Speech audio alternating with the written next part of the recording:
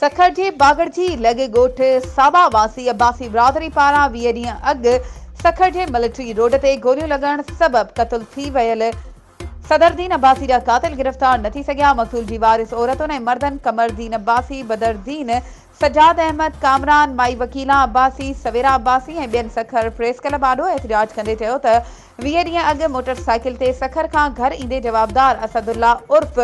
हमीद अब्बासी, हमादुल्ला अब्बासी, समीउल्ला, अली शेर, नसरुल्ला अब्बासी ऐं ॿियनि खेसि